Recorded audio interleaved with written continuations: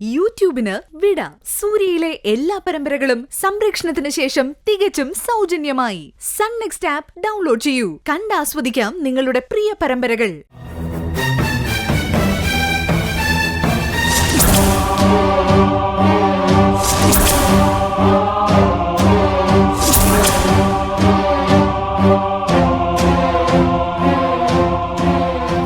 മോൾക്ക് ചോദിക്കാനുള്ളതെല്ലാം ചോദിക്കാം. ഒറ്റയ്ക്ക് അവളോട് സംസാരിക്കേണ്ടത്. സംസാരിക്കാം. അങ്ങോട്ട് നിൽക്കാം.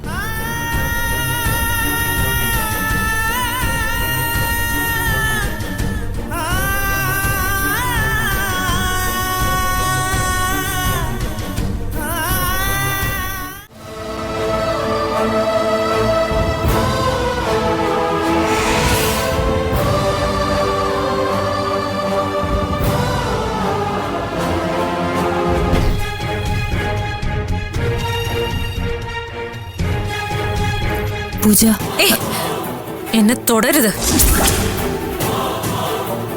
നിന്റെ കയ്യിലെ പാപത്തിന്റെ കറ എന്റെ മേലിൽ പുരട്ടരുത്. കുഞ്ഞിന് പാലും കൊടുത്ത് ആരോട് ഒന്നും മിണ്ടാതെ പോണെന്നാ കരുതിയത്. പക്ഷേ നിന്നോടൊരു കാര്യം അപേക്ഷിച്ചിട്ട് വേണം പോവാന്ന് മനസ്സ് പറഞ്ഞു. അപേക്ഷയോ? എന്തപേക്ഷ പൂജ? എന്റെ കുഞ്ഞിനെ നന്നായിട്ട് നോക്കണം. നിന്റെ ഏത് കുഞ്ഞ്? ഞാൻ പാല് കൊടുത്തില്ലേ, ആ കുഞ്ഞ്. അതിന് ഞാൻ എന്റെ കുഞ്ഞായിട്ടാ കരുതുന്നേ. എന്റെയും അജുവേട്ടന്റെ കുഞ്ഞ്. നീ ഇവിടെ എത്തിയെന്നറിഞ്ഞ ശേഷം ആ കുഞ്ഞിന്റെ കാര്യത്തിൽ എനിക്ക് ഒരു സമാധാനവും ഇല്ല. പൂജ, ഞാൻ അത്രയ്ക്ക് വലിയ ദുഷ്ടാണെന്നാണ് നീ കരുതുന്നേ? പറഞ്ഞില്ലേ, ഞാൻ തർക്കിക്കാനല്ല അപേക്ഷിക്കാനാ ഇവിടെ നിൽക്കുന്നേന്ന്. ദേ, എന്നോടുള്ള വൈരാഗ്യത്തിന് ആ കുഞ്ഞിനോട്. നിന്നോട് എനിക്ക് വൈരാഗ്യമാണെന്ന് ആര് പറഞ്ഞു? ഞാനിപ്പോ പുതിയൊരാളാ പൂജ. ഈ ജീവിതം എങ്ങനെയെങ്കിലും ജീവിച്ചു തീർക്കുക, അത്രേ ഉള്ളൂ എനിക്ക്.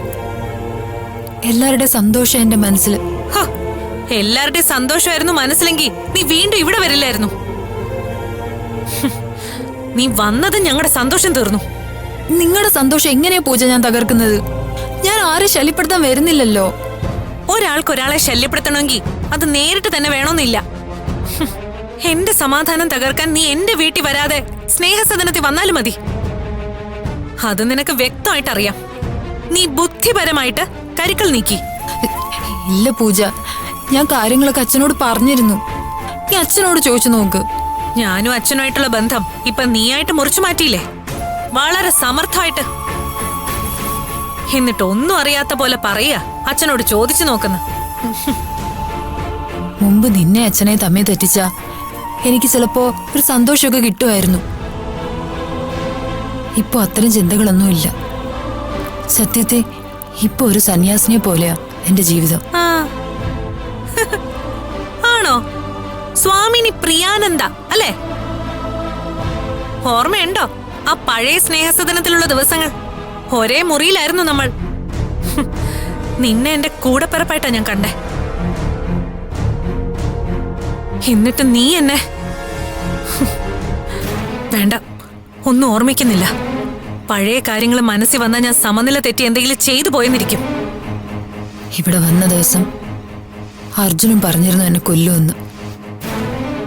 ഞാൻ അർജുന്റെ മുമ്പിൽ കണ്ണടച്ചു നിന്നു. എന്നിട്ട് കൊല്ലാൻ പറഞ്ഞു. അതൊരു പുണ്യമാണെന്നും പറഞ്ഞു. അതുപോലെ നിന്നോടും പറയാ, എന്നെ കൊന്നോളും. ഇതൊരപേക്ഷയാണ്. കൊന്നോളൂ. നിന്റെ കൈകൊണ്ട് മരിക്കുന്നതും പുണ്യം തന്നെ. നീ നന്മയുള്ള ഒരാളാണ്. നിർത്ത. എന്നെ കുറിച്ച് സ്തുതിച്ചാ ഞാൻ അങ്ങ് അലിഞ്ഞു പോകുന്ന നീ കരുതണ്ട. മനസ്സിലുണ്ടല്ല. ദേ, പറഞ്ഞില്ലേ എന്റെ കുഞ്ഞുണ്ട് ഇവിടെ. അതുകൊണ്ട് തന്നെ എനിക്ക് എന്നെ തന്നെ നിയന്ത്രിക്കേണ്ടി വരിക. പിന്നെ നിനക്ക് മനസ്സിലുള്ളത് എന്തും പറയാം. ഇവിടുത്തെ കുഞ്ഞിനെ നോക്കുന്നതുമായിട്ട് അത് ബന്ധപ്പെടുത്തണ്ട. നിനക്ക് പറയാം. നീ എന്തു പറഞ്ഞാലും ഞാൻ അനുസരിക്കാം. കാരണം പഴയ കടപ്പാടുകൾ ഒരുപാടുണ്ട്. എന്റെ ഏതാവശ്യവും കണ്ടറിഞ്ഞ് ചെയ്തു തന്നവളാ നീ.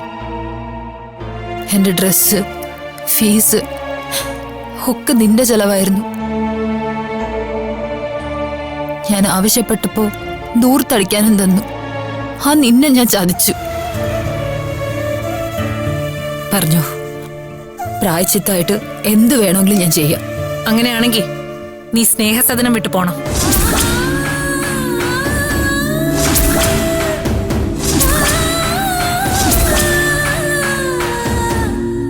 പോക. അച്ഛൻ പറഞ്ഞ ആ നിമിഷം ഞാൻ ഇവിടെ നിന്ന് ഇറങ്ങാം. ആ, ഞാൻ പറഞ്ഞില്ലേ, നീ കാര്യങ്ങളെല്ലാം മുൻകൂട്ടി കണ്ട് എല്ലാ പഴുതുകളും അടച്ചാണ് ഇവിടെ നിൽക്കുന്നത്. പക്ഷേ ഒരു പഴുത് എവിടെയെങ്കിലും ഒളിഞ്ഞു കിടപ്പുണ്ടാവും. അത് മറക്കണ്ട. ഒരിക്കൽ കൂടി നമ്മൾ കാണും. മാറ്.